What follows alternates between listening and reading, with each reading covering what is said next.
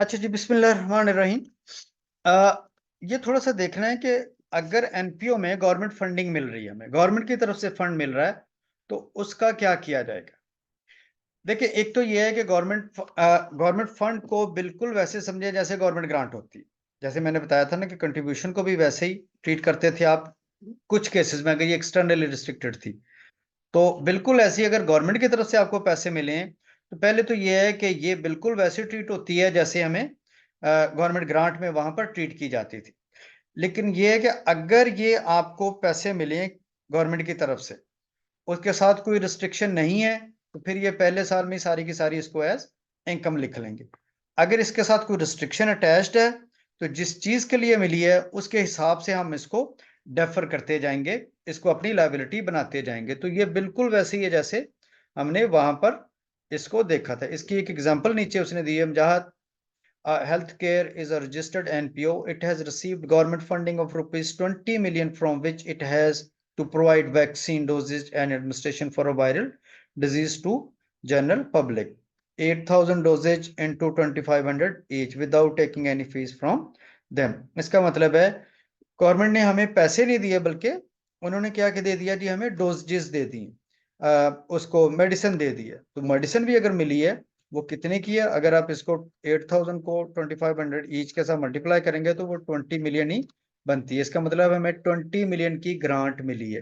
तो इस 20 मिलियन को हम एज अपनी लाइबिलिटी लिखेंगे, और इसको चूंकि हमें डायरेक्टली मिल गई है, तो इसको हम डायरेक्टली अपनी, क्योंकि पहले साल में मिल गई ना, पहले पहले साल के लिए मिल गई सारी की सारी, हम इसको अपनी स्टेट वे इसको अपनी इनकम लिख लेंगे। राइट जी। इसको बिल्कुल ऐसी है जैसे फी फॉर सर्विसेज, क्योंकि हमने फीस तो नहीं ली ना, हमें तो ये कहीं से मिली है। हमने हमें लोगों गवर्नमेंट ने पैसे दिए, अच्छा डोजेज दी, और इस डोजेज को हमने आगे लोगों को बांट दिया। तो इसको हमें क्या, हम इस अपना एनपीओ को इसको एज क्या ट्रीट करेगी, एनपीए इसको स्टेट वे अपने इनकम ट्रीट कर लेगी। ठीक हो गया जी। और इसको अपने कंट्रीब्यूशन समझेगी, क्योंकि हमें एज कंट्रीब्यूशन ही मिली है ना ये। The amount of, मैं इसका आंसर पढ़ देता हूँ। The amount of rupees 20 million is being calculated on dosage basis, जाहिर है जी, ये मैंने अभी आपको बताया, which might indicate that 20 million should be recognized as fee for services in statement of income and expenditure। वो कहता है कि चूंकि हमने डोजेज दी, हमें पैसे मिले थे 20 मिलियन के, तो हमने समझा कि शायद ये हमें फी फॉर सर्विसेज मिली है। हमें फी फॉर सर्विसेज नहीं मिली, हमें तो दरअसल गवर्नमेंट की तरफ से मेडिसिन मिली है। हमने उस मेडिसिन को लिया और आगे बांट दिया। इसका मतलब है हमें कंट्रीब्यूशन मिला और हमने आगे सर्विसेज दे दी। तो हम इसको एज कंट्रीब्यूशन लिख देंगे, यानी बिल्कुल जैसे कंट्रीब्यूशन लिखा जाता है। जैसे दूसरे लफ्जों में मैंने बताया था, अगर ग्रांट मिली है और उसके साथ कोई कंडीशन अटैच नहीं है, पहले साल में यूज हो गई है, तो उसको पहले साल में अपनी इनकम ट्रीट करेंगे। इसीलिए उसने अगले पैराग्राफ में देखे, उसने कहा however since this service is not being provided to government but rather to community. हमने सर्विसेज गवर्नमेंट को नहीं दी, बल्कि गवर्नमेंट ने तो हमें मेडिसिन दी है, हमने उस मेडिसिन को आगे बांट दिया।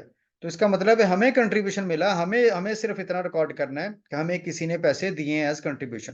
तो इस कंट्रीब्यूशन को कहते हैं जी आप अपनी इनकम लिखेंगे, ना कि फी फॉर सर्विसेज और ना ही लाइबिलिटी, बल्कि इसको इनकम लिखेंगे आप। राइट जी, ये भी एक दफा देख लीजिएगा।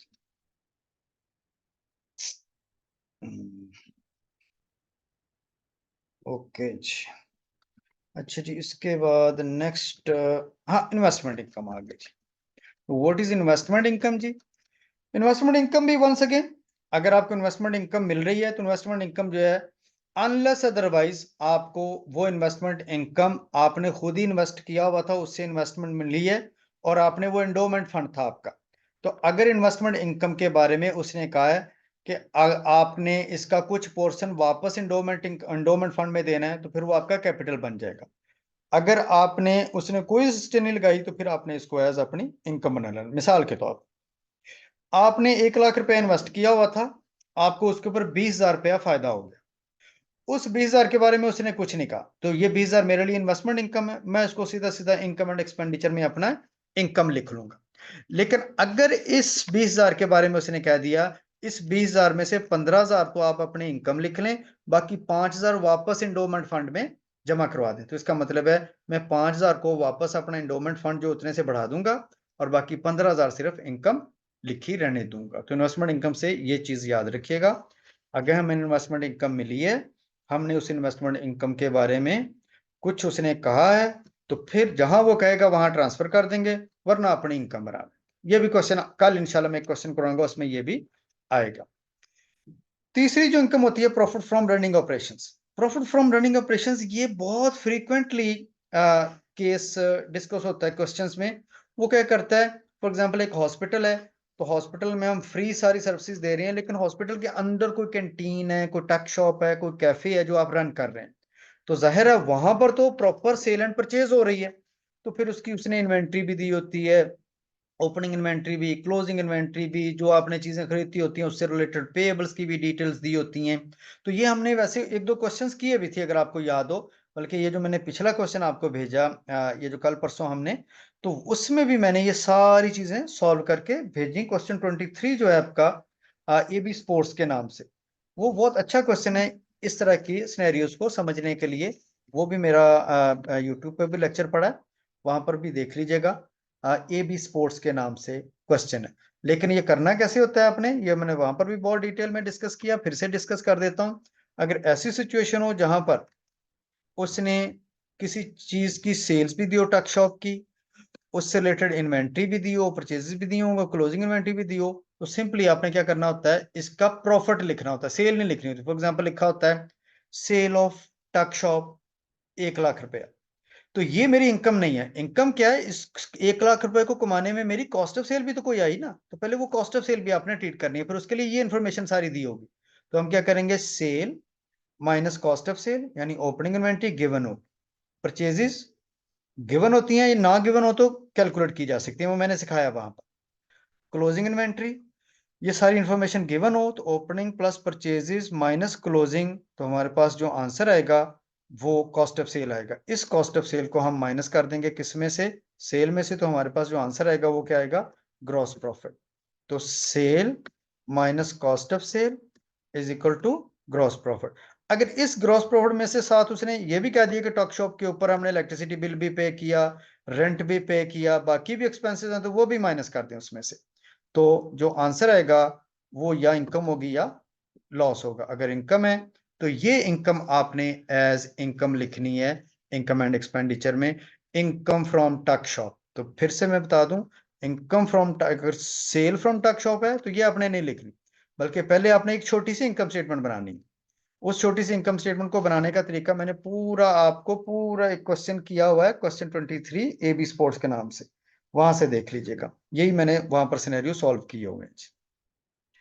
ठीक है जी, तो ये भी, अगर रनिंग ऑपरेशन से हमें पैसे मिल रहे हैं तो वो उसका हम छोटी सी इनकम स्टेटमेंट बना के वहां से इनकम या लॉस लेके वो वहां पर लिखेंगे जी। राइट जी, उसके बाद next comes fund raising events. अगर फंड रेजिंग इवेंट्स है, कोई फॉर एग्जांपल किसी ने कहा जी आपने किसी चीज के लिए फंड इकट्ठे करने, तो अगर कोई फंड रेज किया आपने किसी चीज के लिए और आपको पैसे मिले हैं और आप खुद फंड रेज कर रहे हैं, अगर आप फंड रेज कर रहे हैं, फॉर एग्जांपल फंड रेजिंग में आपके पास पैसे आए 1 लाख रुपया, और उस फंड को रेज करने में आपके पैसे लग गए 40,000, तो इसका मतलब है जो फंड रेजिंग की आपकी इनकम है वो कितनी है, 60,000, तो आपने 60,000 नेट अमाउंट बाहर लिखनी। ये भी सादा सा सिनेरियो है। लेकिन ये कि अगर कोई आपके ऊपर फंड रेजिंग कर रहा है, मिसाल के तौर पर मैं एक एनपीओ चला रहा हूँ, मेरे किसी दोस्त ने मेरे भी आपके ऊपर खुद ही एक फंड रेजिंग कैंपेन लॉन्च की, उसमें उसने पैसे पूसे इकट्ठे किए, मुझे उसने नेट कहा कि ये आपको मैंने 80,000 रुपया दे दिया, तो अब ये जो 80,000 रुपया है मैं इसको अपनी डायरेक्टली इनकम लिख लूंगा। तो फंड रेजिंग में याद रखें, अगर आप खुद फंड रेजिंग कर रहे हैं तो फिर आपने नेट अमाउंट लिखनी है, उस फंड को इकट्ठा करने में आपका कितना खर्चा हो गया। मिसाल के तौर पर आपने को टेलीथॉन थी, फंड रेजिंग टेलीथॉन थी, टेलीविजन राइट्स खरीदे हुए थे, अखबार के ऊपर एडवर्टीजमेंट वगैरह की, फंड रेजिंग में जो लोग यूज हुए उनके कोई एंटरटेनमेंट एक्सपेंसेस वगैरह हुए, तो वो सारे खर्चे माइनस करने के बाद जो नेट अमाउंट बचेगी उसे अपनी अपनी इनकम लिखना है। वरना आपने सीधा सीधा, अगर कोई किसी और ने की है आपके बिहाफ के ऊपर फंड रेजिंग, तो वो अपने सीधी सीधी लेकर अपनी इनकम लिख लेनी है। याद रहेगा जी, फंड रेजिंग में खुद कर रहे हैं तो नेट अमाउंट लिखेंगे, किसी ने की आपके बिहाफ के ऊपर तो जितने पैसे हैं वो लेकर आप अपनी इनकम लिख लेंगे। Fund raising normally directly income लिख दी जाती है। ये इसकी एग्जांपल जो आपको नजर आ रही है 13 एंड 14, ये एग्जांपल्स हैं दोनों जो आपको यहाँ पर नजर आ रही हैं। ठीक हो गया जी, चलें जी, दैट्स इट जी। जो इनकम से रिलेटेड था मेरा सारा, मैंने आज कंट्रीब्यूशंस डिस्कस किए। कंट्रीब्यूशन रिसीवेबल, अगर कंट्रीब्यूशन पैसों की सूरत में मिल जाए, कंट्रीब्यूशन मटेरियल की सूरत में मिल जाए तो क्या करेंगे, और अगर कंट्रीब्यूशन प्लेज की सूरत में मिले तो क्या करेंगे, बिक्वेस्ट हो तो क्या करेंगे, और फिर मैंने कहा फंड रेजिंग अगर होगी तो क्या करेंगे, अगर गवर्नमेंट फंडिंग हो गई है तो गवर्नमेंट फंडिंग बिल्कुल मैंने कहा जैसे गवर्नमेंट ग्रांट होती है उसको वैसे ट्रीट किया जाएगा जी। राइट बेटा जी, इसमें कोई मसला है तो मुझसे पूछ लीजिएगा जी। अभी हमारा सेशन अभी खत्म होगा, फिर उसमें व्हाट्सएप पे मुझे पूछ लीजिएगा जी। ठीक है जी, तो मैं व्हाट्सएप पे हूँ, ये आप सर। मुझे वहां पर पूछ जी। लीजिएगा बेटा। ठीक है बेटा, खुश रहो, जीती रहो। हाँ, अल्लाह हाफिज, अस्सलाम ठीक है वालेकुम। सर।